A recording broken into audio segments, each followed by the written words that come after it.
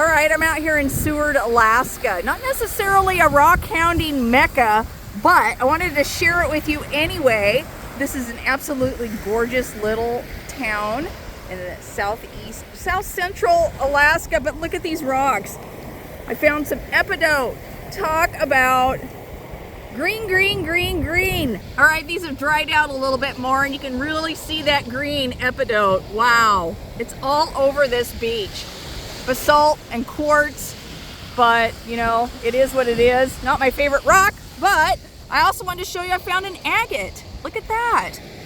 Here, let me lick it. You see it? Oh my goodness, an agate in Seward, Alaska. That is too cool. And this is gonna be the world's shortest rock hounding video on the planet. Rock on!